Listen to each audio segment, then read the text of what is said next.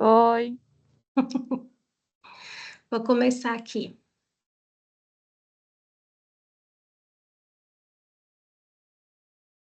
Bom, hoje a gente vai falar sobre a defesa do réu, tá? A gente vai falar ali sobre a contestação e as peças que às vezes têm que ser protocoladas junto com a contestação, tá? Então, ali no 841, ele fala, né, que quando o reclamado recebe essa contestação, né? Recebe a notificação. Normalmente, essa notificação vai vir ali para ele oferecer a contestação no prazo de 15 dias ou até a data da primeira audiência, tá? Mas o artigo que a gente usa mesmo para o fulcro da contestação é o 847. Então, quando se cair uma contestação na prova, você vai vir e vai falar com fulcro no artigo 847, vem a apresentar, agora não pode ser mais propor, porque propor é só para reclamação trabalhista, tá? Então, apresentar contestação. Então, mas antes até da gente fazer a contestação, a gente tem que ver se a gente não tem que apresentar alguma exceção, tá? O que que é essa exceção? A gente tem dois tipos de exceções, tá? A gente tem a exceção de suspeição, de quando o juiz é suspeito, né? Amigo, inimigo, parente, né? De uma das partes ali, tá?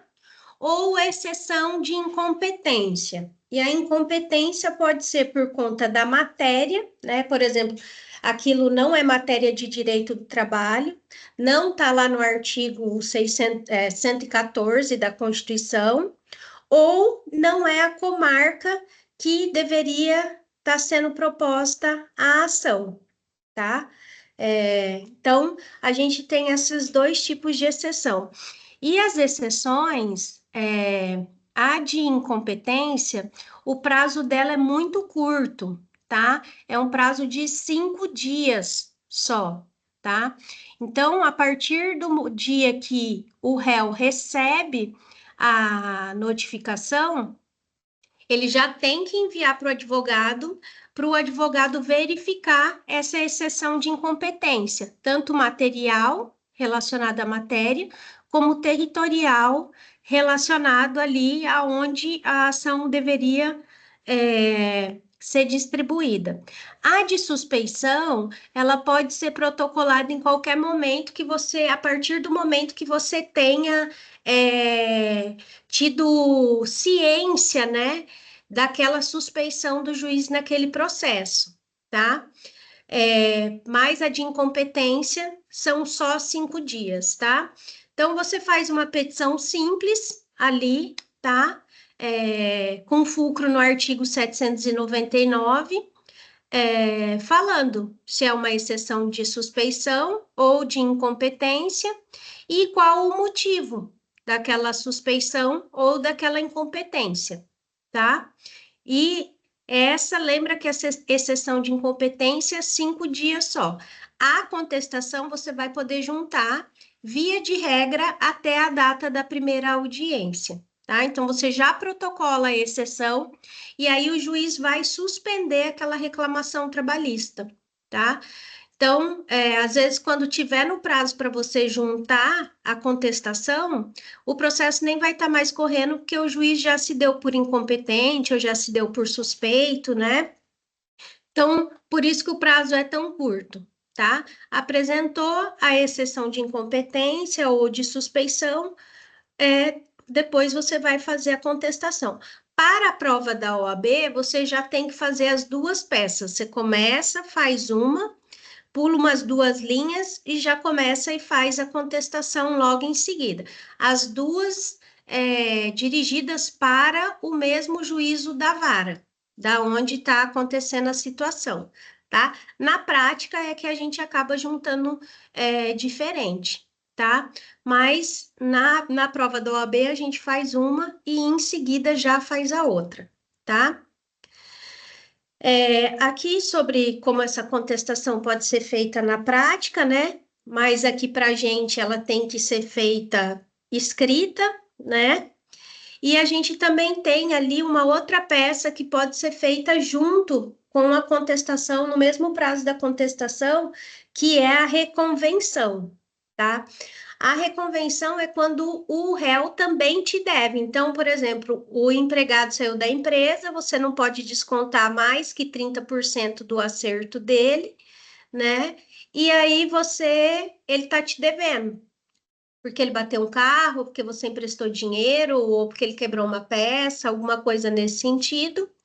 E aí, ao invés de você entrar com uma ação de cobrança contra ele, você já pode cobrar isso aqui, tá? Que é a peça chamada reconvenção. Pelo CPC, essa peça tem que ser feita apartada, tá? Então, você faz ela e logo em seguida depois faz a contestação. São duas peças separadas. A OAB e a Justiça do Trabalho, ela tem aceitado que você apresente contestação cumulada com reconvenção. Então, você vai fazer só um tópico lá dentro da contestação, escrito reconvenção, da reconvenção. E aí você vai contar ali por que que ele está te devendo e o que que ele tem que te pagar, porque daí esse valor, em caso de uma condenação, né, lá na reclamação trabalhista, esse valor vai ser descontado, tá? Então, assim, o CPC estabelece que a reconvenção deve ser feita em peça apartada. A OAB e a Justiça do Trabalho têm aceitado que você apresente ela como um tópico dentro da contestação, tá? Então, a gente tem aí as duas possibilidades, tá? Na época que eu fazia a prova da OAB, a reconvenção tinha que ser também em peça apartada, igual a exceção de incompetência, tá? Mas hoje eu já vi, acho que até a última contestação que caiu com reconvenção, no próprio gabarito da OAB, tá? Que apresentar contestação cumulada com reconvenção, tá? E o que que eu vou contestar? Tudo, absolutamente tudo. Tudo e mais um pouco, na verdade, né? Então, assim, primeira coisa que eu tenho que pensar é em preliminares e prejudiciais. Quais são as preliminares? As do artigo 337 do CPC. Então, eu tenho que olhar se tem algum daqueles defeitos do artigo 337. E aí eu faço um tópico das preliminares e coloco lá o artigo 337 e o inciso. Ah, a petição é inepta. Ah, ele não é o autor legítimo dessa ação. Então, você vai poder pegar tem vários incisos lá no 337 do CPC. E também posso fazer ali as prejudiciais, que no caso do direito do trabalho é a do artigo 11 da CLT, que são as prescrições, a bienal e a quinquenal. A bienal, porque já passou 2 anos do encerramento do contrato de trabalho, e a quinquenal é que se o empregado só tem direito a receber os últimos 5 anos, tá? Feito ali as prejudiciais e as preliminares, a gente vai para o mérito. Na contestação, ela é bem, ela é bem parecida com a contestação do cível, tá? Então, primeiro a gente faz as preliminares, tem gente que prefere fazer ali do contrato de trabalho ou dos fatos, né? Apesar que aqui não é fatos, né? Você vai ter que contar o resumo da inicial, o que que ele está pedindo ali na inicial e falar que aquilo que ele está pedindo ele não tem direito, né? Tá errado, é mentira. E depois as preliminares e prejudiciais, e depois você vai para o mérito. Então, o que que eu normalmente recomendo?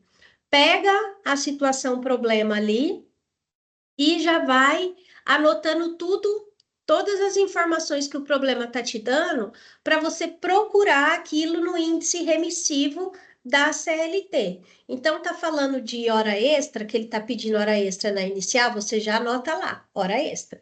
Está pedindo insalubridade, você já vai lá e anota insalubridade, tá? Tá falando que ele trabalhou na cidade tal ou na cidade tal, você já anota aquilo ali para ver se não vai ter que fazer uma exceção de incompetência, tá? Por quê? Porque depois, com todas essas anotações que eu fiz, eu pego e vou lá para o índice remissivo. Ah, quais são os artigos de hora extra? Ah, os artigos de hora extra são esses.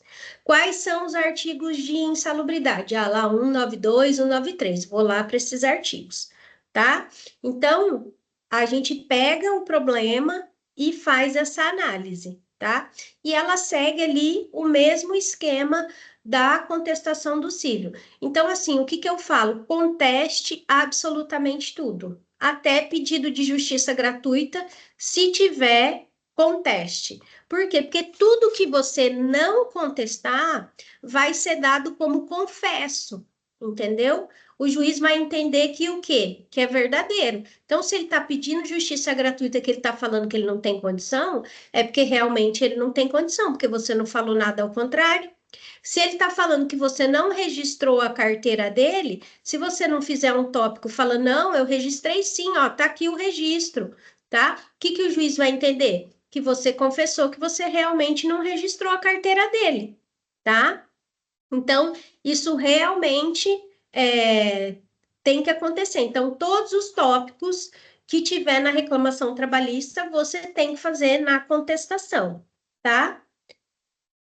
Aqui o 799, que a gente já falou, né, que são das exceções, o 337, que são das preliminares, então tudo isso aqui pode ser alegado em sede de preliminar, tá? Então eu posso, em prejudicial, pedir prescrição, compensação, dedução, retenção, tá? Então tudo que eu não me manifestar ao contrário vai ser entendido como confesso. Aí aqui eu coloquei um problema para vocês darem uma olhada e verem como é que isso aqui faz. Como é que faz isso na prática? Então, aqui, ó, Antônia trabalhou para Bugigangas e Cia em Blumenau, tá? Quando então foi demitida sem justa causa no dia 12 de 3 de 2019, recebendo seus consectários legais. No dia 24 de 4 de 2021, propôs reclamação trabalhista perante o juízo de Florianópolis, pleiteando horas extras, adicional de periculosidade e equiparação salarial, mesmo sem indicar o paradigma. A empregada sempre trabalhou exercendo as funções de eletricista de manutenção, laborando com as máquinas desligadas, de segunda a sexta, das 6 às 15h48, com 1 hora de intervalo para refeição e descanso. Jamais trabalhou aos sábados e domingos. Primeira coisa que eu vou ver aqui. Como ele me dá dois nomes de cidade, tá? Sempre que te dá dois nomes de cidade, presta atenção para ver se não tem exceção de incompetência. Então, ela trabalhou em Blumenau, mas entrou com ação em Florianópolis. Então, você vai ter que procurar lá na CLT o artigo que fala sobre qual é o local correto para distribuir a ação, sobre competência, tá? Então, a primeira coisa aqui já é isso, porque aqui vai ter uma exceção de incompetência, tá? Outra coisa, ela saiu dia 12 de 3 de 2019, mas só propôs a ação no dia 24 de 4 de 2021. Aqui a gente já vê que tem prescrição bienal. Por quê? Porque deu mais de 2 anos, tá? Então, já vimos aqui que tem uma prescrição bienal. Ela está pleiteando horas extras, então você vai depois ali anotar a jornada dela, verifica se a jornada dela ultrapassa as 44 horas que tem lá no artigo 7º da Constituição. tá? Ela está pedindo ali periculosidade, mas ele fala que ela trabalha com a máquina desligada, então você vai procurar isso, tá? De periculosidade com máquina desligada. E por último, aqui ela pede equiparação salarial e não indicou paradigma. Nessa aqui, você pode fazer de duas formas, tá? No gabarito dessa peça aqui, essa falta do paradigma, a OAB colocou como inépcia da inicial. Então, você teria que fazer uma preliminar. Então, tinha prejudicial e preliminar, tá? E depois, se você quiser, você coloca também mais um tópico lá, que não tem como ela pedir equiparação salarial, porque ela não indicou o paradigma, tá? Então, você faz todas essas anotações e vai lá para o índice remissivo da CLT, aquele índice no final que tem. Ah, aqui eu tô aqui não tem índice remissivo, que é essa pequenininha. Mas no final da CLT do Vadimeco, eles têm lá o índice emissivo e vai estar por ordem alfabética. Então, você vai lá no H e vai achar hora extra. Você vai em competência, você vai lá no C e procura competência. Você vai no P e procura periculosidade, tá? E aí, você vai conseguir fazer toda essa contestação e depois você vai para os tópicos normais que não tem valor da causa, então você vai depois pedir honorários, vai fazer o tópico das provas, né? Que você alega provar tudo, e tem nesse caso aqui, vai ter dois pedidos: a análise das prejudiciais e das preliminares, né? Para ser julgado sem resolução de mérito. E o segundo pedido é que a ação, a reclamação trabalhista, seja julgada totalmente improcedente, tá? A gente não pede para contestação ser julgada procedente. A gente pede para reclamação trabalhista ser julgada improcedente, tá? Feito isso, nesses termos, pede deferimento e acabou. Deixa eu aqui pegar outro. Ai, meu computador travou. Bia, você quer perguntar alguma coisa?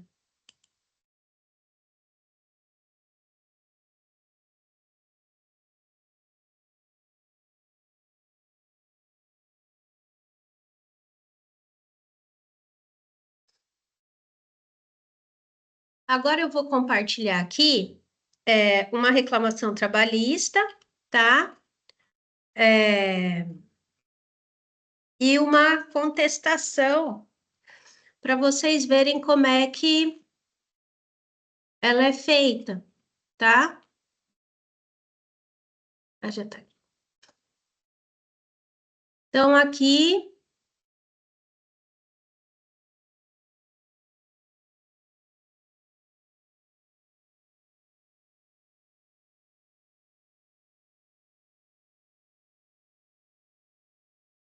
apresentou ali a contestação, tarari, tarará, tá? 335 do CPC, 769 da CLT, 847, tá? E aí, preliminares, está falando que não é da Justiça do Trabalho, porque era prestador de serviço, tá? Na vida prática, isso aqui acaba sendo bem maior, tá? Justiça gratuita, que eu falei para vocês, tá? Vai falar que a pessoa tem recursos e que não precisa. Aqui a aplicação da lei, da limitação, que ele vai pedir para receber ali os valores líquidos e tudo mais, porque ele não liquidou os valores na inicial, tá? Sucumbência, que eu falei para vocês, que vocês vão pedir honorários. A relação das partes, então, do contrato de trabalho, ele não colocou aqui do contrato de trabalho, porque ele alega que não foi um contrato de trabalho, tá? Que seria os fatos, né? Ou o resumo da inicial, o mérito, aí ali ele tinha pedido de vínculo na inicial, então ele vai falar aqui que não tinha vínculo e tudo mais, tá?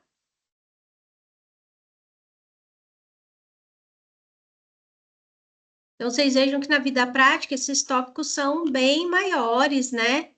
Do que ali o que vocês acabam fazendo para a prova da OAB, tá?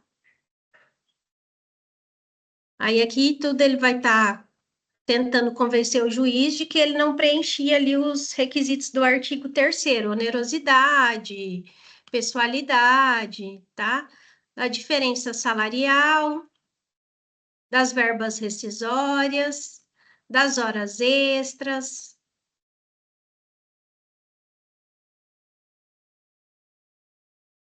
dos dias de descanso trabalhado, dos intervalos intra-jornada, que é de um dia para o outro,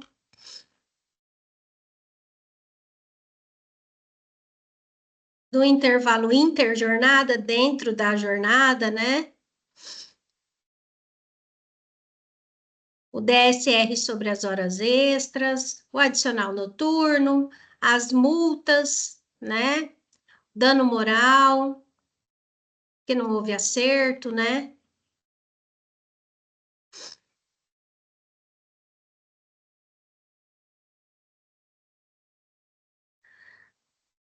Ali do dano moral ainda, dos descontos previdenciário e imposto de renda, da correção monetária, qual que é o índice que deve ser utilizado em caso de condenação, da conclusão aí, ó, pedido totalmente improcedente, né, que eu acabei de falar, a gente não pede para contestação ser julgada procedente, a gente pede para reclamação ser julgada improcedente, tá? Então, é isso. Bia, alguma dúvida? Quer perguntar alguma coisa? Não? Então, eu vou encerrar por aqui, e aí eu vou subir o vídeo lá depois, e qualquer coisa é só vocês fazerem perguntas, beleza?